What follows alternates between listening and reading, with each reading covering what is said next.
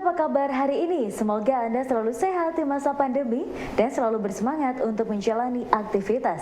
Bagi pemirsa yang harus tetap bekerja di luar rumah, jangan lupa untuk menggunakan masker. Hari ini program Berita News Point hadir menjumpai Anda bersama saya Khairunisa.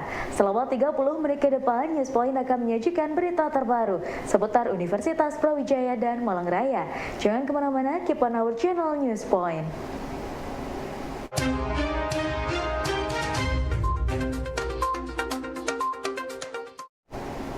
Senyawa etilen glikol dan etilen glikol diduga menjadi penyebab gagal ginjal akut pada anak-anak.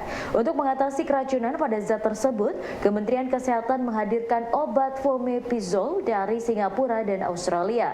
Fomepizol merupakan antidot dalam bentuk injeksi. Obat ini bekerja dengan menghambat dehidrogenase atau enzim dalam tubuh yang memetabolisme etilen glikol dan metanol dalam tubuh. Misalkan tadi ya mungkin kalau diobati oleh obat ada beberapa pilihan bahan aktif sebetulnya untuk meredakan demam ya. Ada paracetamol, ada ibuprofen, kemudian ada ASA ya atau aspirin. Nah, itu semuanya adalah bisa obat demam pusing pada anak gitu. Nah, tapi tadi kalau misalkan sudah diberi obat penurun demam, tapi kok masih demam, itu bukan berarti mengalami toksisitas, tapi berarti memang ada penyebab lain ya, mungkin itu infeksi virus atau bakteri. Nah, yang tidak cukup dengan diberikan obat penurun demam, karena memang obat penurun demam ini sifatnya adalah simptomatis. Jadi mengatasi gejalanya saja, bukan terapi kausatif atau penyebabnya. Kalau misalkan memang ada infeksi virus atau bakteri, itu kan kausatif. Lalu muncul demam ya, respon tubuh. Nah, maka obatnya ya harus diberikan antibiotik kalau ada infeksi bakteri ataupun antivirus kalau memang ada infeksi virus begitu. Nah, untuk itu kalau memang demam kemudian diberikan obat simptomatis, terapi simptomatis tidak ada perbaikan, maka silakan diperiksa lebih lanjut ke dokter atau ke rumah sakit atau ke klinik gitu ya, 2-3 hari tadi saya sampaikan. Nah, tanda-tanda kalau misalkan mengalami toksisitas ya obat ya, toksisitas obat biasanya tuh bisa ruam ya, kulitnya memerah gitu, gatal ya, atau misalkan bisa diare, bisa pusing gitu. Nah, tapi yang khas pada kasus ini ya, gagal ginjal akut ini kan memang belum pernah dalam sejarah Indonesia, baru saat ini ya, kalau pada bayi, pada anak. Nah, itu ini pun sebetulnya bukan keracunan dari paracetamolnya ya, kan jadi simpang siur informasinya. Jadi mungkin saya mohon izin meluruskan, bukan paracetamolnya ya, sekali lagi yang menyebabkan kerusakan ginjal, karena memang paracetamol ini tidak bersifat nefrotoksik istilahnya. Kalau obat yang merusak ginjal itu dia termasuk golongan nefrotoksik. Jadi tidak, paracetamol di metabolismenya di hepar ya, di hati, bukan di ginjal metabolisme utamanya. Nah, tadi kalau gejalanya yang keracunan ya, etilen glikol, di etilen glikol itu gejala untuk gagal ginjal akutnya itu yang spesifik kan bisa demam itu, tapi umum ya. Kalau demam, lemes, sesak, kalau demam, lemes ini umum, nggak begitu kelihatan apakah ginjalnya ini mengalami toksisitas atau keracunan. Lemes juga itu susah ya dibedakan dari penyakit awalnya si anak ini, kan awalnya demam terus diberikan obat sirup ya. Nah, tapi kalau keracunan ginjal akut ya, itu tanda-tanda khasnya adalah penurunan produksi urin yang mendadak atau bahkan tidak keluar sama sekali urinnya. Nah, ini cukup khas pada gangguan ginjal gitu, karena tiba-tiba produksi urinnya itu drop ya, enggak keluarnya sangat sedikit atau bahkan tidak keluar sama sekali. Nah, ini orang tua harus waspada jika bayi atau anaknya tiba-tiba kok tidak keluar urin ya, tidak keluar urin setelah minum suatu obat tertentu. Nah, ini yang perlu diwaspadai. Penyanyi cantik asal Surabaya, Fadilah Intan, baru saja merilis single pertamanya bertajuk Siapa Dia. Meski membutuhkan waktu lama untuk bisa melangkah lebih jauh menjadi seorang penyanyi, kini artis jebolan Rising Star ini mampu merilis dan menyanyikan lagu sendiri dengan hasil dari kolaborasinya bersama penyanyi Melly Goeslaw. Siapa Dia merupakan sebuah karya yang menceritakan mengenai menjumpai sepasang kekasih yang tengah menjalin asmara, namun di tengah perjalanannya, sang lelaki menanam benih cinta baru kepada wanita lain. Halo teman-teman semuanya, aku Fadila Intan. Jadi aku barusan rilis single pertama, judulnya Siapa Dia. Lagunya tentang perselingkuhan, tapi dari sudut perempuan yang nggak bisa ngapa-ngapain waktu diselingkuhin. Dia sebenarnya tahu tapi pura-pura nggak tahu, mau ngelangkah juga tahu kalau sebenarnya cowoknya juga sayang sama dia, jadi kayak masih terjebak gitu. Genrenya adalah pop, jadi kayak pop ballad, pop sedih gitu. Jadi semoga relate ke teman-teman yang mungkin lagi sedih. Karena yang pertama emang aku dari dulu kan cover lagu, terus aku pengen banget punya karya sendiri, dan akhirnya aku bikin single ini, single yang diciptakan oleh Teh Meli Guslow. Dan kalau bilang kenapa, karena aku pengen jadi penyanyi profesional yang punya single, jadi aku punya karya original sendiri gitu. Ada Teh Meli pencipta lagunya, terus habis itu ada Mas Anto buat bikin musiknya, terus ada Teh Rika Ruslan buat vokal directnya. Pengalamannya pasti banyak, dari take vokal juga pasti ada PR tersendiri karena biasanya aku take vokal cuma untuk cover, tapi kali ini untuk single jadi PR-nya lebih banyak, harus lebih menjiwai, harus lebih sungguh-sungguh juga. Pasti pengen punya single-single selanjutnya dan pengen juga punya album, punya konser, jadi semoga single ini menjadi bridge untuk Fadila bisa lebih besar lagi gitu. Harapannya semoga single ini bakal disukain sama banyak orang. Semoga bisa buat ngodain pacarnya juga. Kalau misalnya pacarnya terindikasi selingkuh, bisa play lagu ini. Dan kalau misalnya dia senyum-senyum sendiri atau dia panik, mungkin dia menyembunyikan nama sesuatu di handphonenya. Sesuai dengan single aku Siapa Dia.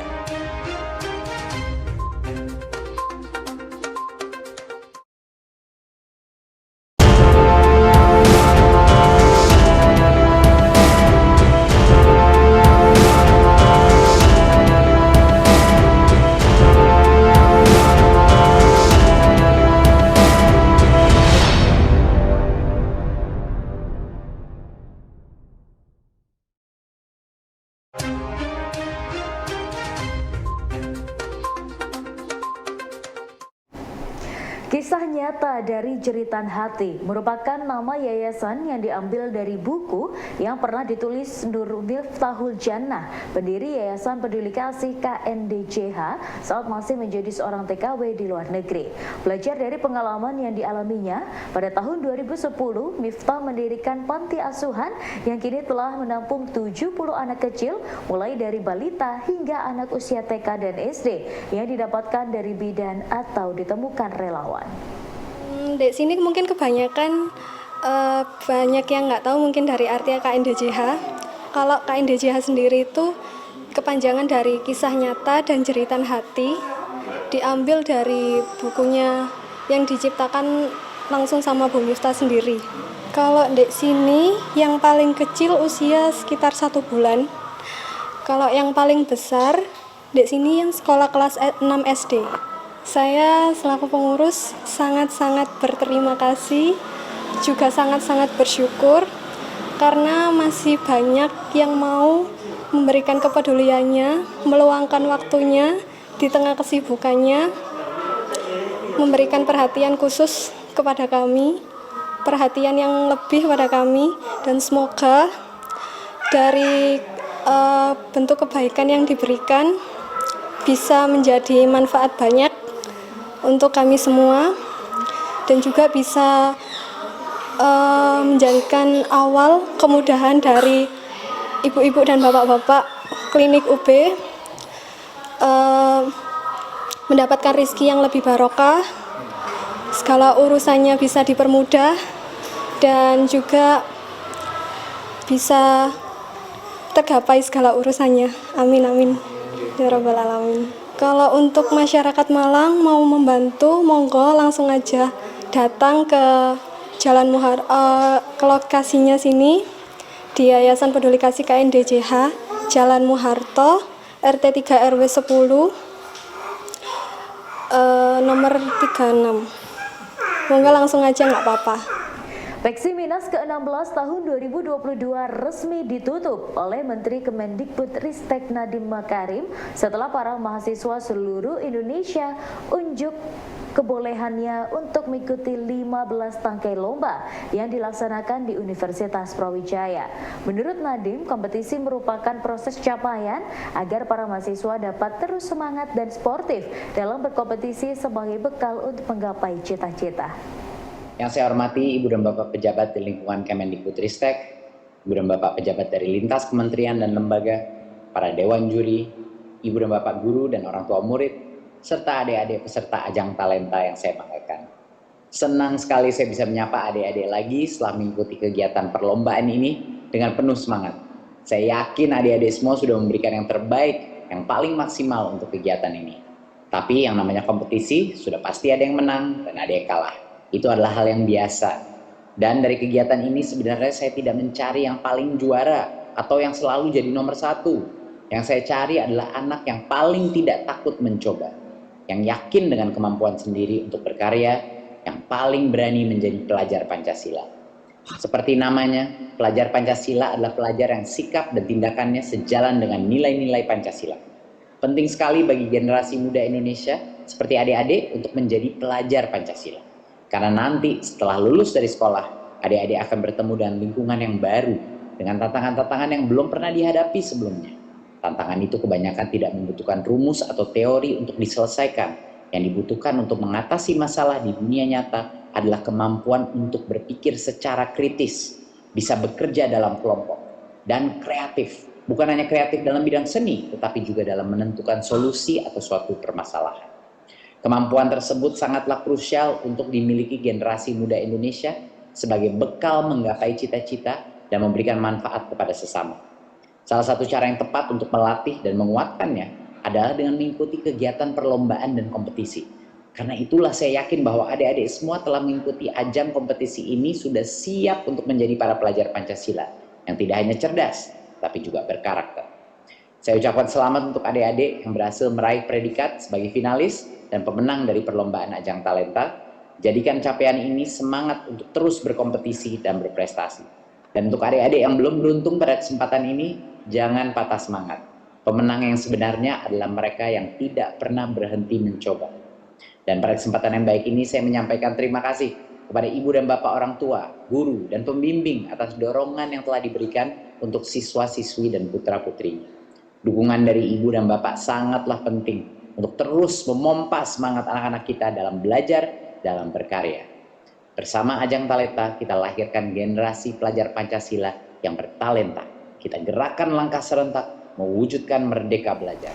Dalam Encyclopedia of Tourism Management and Marketing, dosen via UB Muhammad Roshihan Hendrawan dan Anissa Samira Bafadal berkontribusi untuk memasukkan dua entry, yaitu Virtual Museum dan Muslim Health Tourism. Menurut Hendrawan, memori kolektif seperti museum, galeri, perpustakaan, pusat arsip, dan dokumentasi penting agar masyarakat dapat mengakses dan sebuah institusi atau bangsa tidak kehilangan identitas. Pertama yang saya tekankan, menulis itu adalah panggilan. Yang pertama, menulis itu panggilan dan kita harus bisa berkomunikasi dengan interdisiplinitas keilmuan, bukan hanya mono keilmuan tapi interdisiplinitas. Nah, pada waktu itu kami mendapatkan beberapa hibah dari Fakultas Ilmu Administrasi Universitas Brawijaya, kemudian juga dari LPPM Universitas Brawijaya meneliti fokus terhadap yang pertama adalah cultural heritage waktu itu dikaitkan dengan tourism.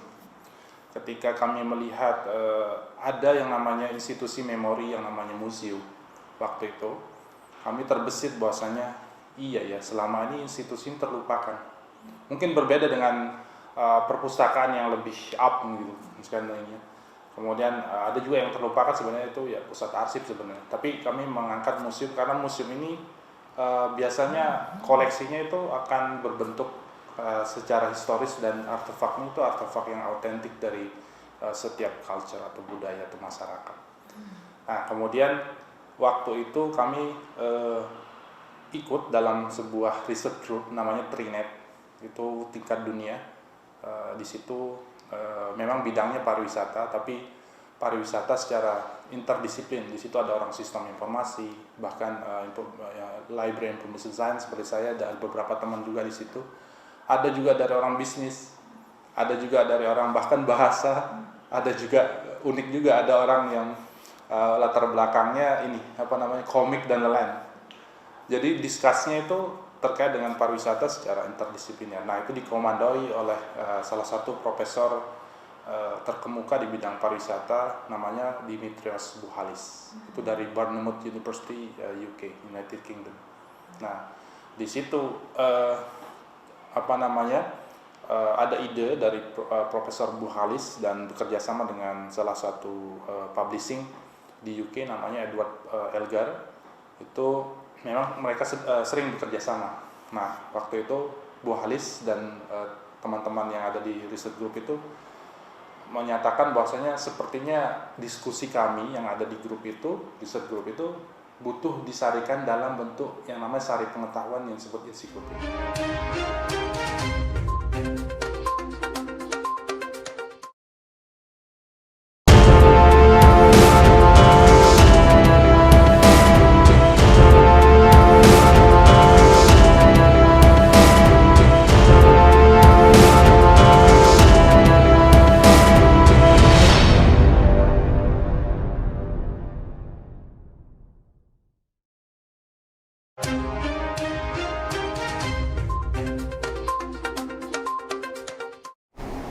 Dian Rositawati, Ketua Dewan Pengurus Yayasan LEIP, menjelaskan bahwa budaya hukum menjadi cara bagi kita untuk mendeskripsikan sikap dan tindakan. Menurutnya, budaya hukum dapat dilihat dari sikap dan tindakan individu atau kelompok. Dengan adanya hal itu sangat penting bagi setiap individu dan kelompok untuk mempelajari budaya hukum, terutama dalam penyelesaian sengketa. Hal ini disampaikan dalam 3-in-1 Sosiologi Hukum, Budaya Hukum, dan Penyelesaian Sengketa yang digelar daring oleh FKUB. Nah, kenapa kita sebagai mahasiswa atau peneliti atau dosen fakultas hukum penting untuk mempelajari budaya hukum? Paling tidak ada 3 cara. Yang pertama, budaya hukum dan konsep-konsep budaya hukum itu menjadi cara bagi kita untuk mendeskripsikan pola-pola mantap dari tindakan atau sikap terhadap hukum. Jadi, kalau kita mau tahu bagaimana orang bersikap terhadap hukum, kenapa hukum efektif atau tidak efektif, kenapa hukum bisa beroperasi di satu tempat secara baik, di tempat lain tidak, itu kita bisa melihatnya dari budaya hukum. Jadi tadi ya, dari bagaimana opini mereka, values, ideas, sama attitude. Dari 4 itu kita bisa lihat bagaimana sikap mereka terhadap hukum. Tadi kan juga Friedman bilang ya, sikap budaya hukum itu bisa dilihat dari sikap orang, individu, dan kelompok. Jadi kita bisa mulai dari individu-individu, kemudian kita bisa menarik satu benang merah terhadap struktur hukum, terhadap proses hukumnya, terhadap substansi hukumnya. Itu tadi di slide pertama kita udah jelasin. Kemudian yang kedua, bagaimana rule of law bekerja. Nah, rule of law itu kan selalu punya value universalisme ya, atau unity atau kesamaan. Semua berlaku sama untuk semua orang di suatu negara misalnya gitu. Itu rule of law kan. Rule of law selalu berangkat dari prinsip kesamaan untuk mencapai keadilan. Nah, tetapi rule of law itu bisa dimaknai berbeda-beda juga. Itu kan secara teorinya aja begitu. Tapi ketika orang memaknai rule of law itu juga berbeda-beda. Keadilan kalau kita sering mendiskusikan ya, keadilan kan kita selalu kemudian itu nggak adil, Pak. Nggak adil untuk siapa? Untuk para pihak atau untuk seluruh masyarakat. Orang yang kalah dalam suatu persidangan pasti akan bilang bahwa itu tidak adil. Nah, itu kan pemaknaan rule of law menjadi berbeda ya antara satu kelompok. Nah, orang yang kalah dalam suatu persidangan pasti akan bilang bahwa itu tidak adil. Nah, itu kan pemaknaan rule of law menjadi berbeda ya antara satu kelompok dengan kelompok lain, orang satu dengan orang lain, dan bagaimana hakim bersikap misalnya. Hakim menentukan satu putusan itu juga adalah bagaimana rule of law bekerja, dan itu juga bisa beda-beda. Hakim juga manusia ya, dibesarkan dari keluarga seperti apa, kemudian sekolahnya di mana, dan Memasuki usia ke-48 tahun, Klinik UB terus bertransformasi menghadirkan layanan kesehatan terbaik. Pada edisi Natalis tahun ini, Klinik UB dengan moto peduli, berbagi, dan mengedukasi melakukan kegiatan bakti sosial dengan berkunjung dan memberikan santunan di panti asuhan dan pemeriksaan kesehatan di panti jompo. Yayasan Peduli Kasih Kisah Nyata dan Jeritan Hati Kecamatan Kedung Kandang, Kota Malang. Untuk tahun ini jadi klinik UB untuk dies natalisnya itu ada beberapa kegiatan yang kami sudah laksanakan. Salah satunya adalah hari ini. Jadi hari ini ada kegiatan bakti sosial. Bakti sosial ini dilaksanakan di Yayasan KNDJH seperti yang saat ini sedang dilaksanakan, yaitu di Panti Asuhan KNDJH. Untuk kegiatannya ini berupa pemberian santunan, dan kami juga berkunjung ke anak-anak yang ada di panti asuhan ini, seperti itu. Untuk rangkaian kegiatan Dies Natalis ini ada 2 waktu ya. Jadi untuk hari ini itu kegiatan bakti sosial sendiri akan dilaksanakan di 2 tempat, yaitu di Panti Asuhan KNDJH yang saat ini, dan nanti akan dilanjutkan dengan kegiatan pemeriksaan kesehatan di Panti Jompo KNDJH juga. Tanggapannya sendiri, kami merasa sangat bersyukur ya, di usia kami yang ke-48 ini klinik UB telah melalui banyak hal seperti itu, dan untuk sampai titik ini itu tidak lepas dari kerja keras dan semua dukungan dari semua pihak seperti itu. Jadi kami sangat bersyukur sudah sampai sejauh ini. Untuk klinik UB semoga selalu kompak, kemudian juga untuk segala aktivitas yang ada di klinik UB semoga dilancarkan, sukses, dan semoga kami dapat bermanfaat untuk semua.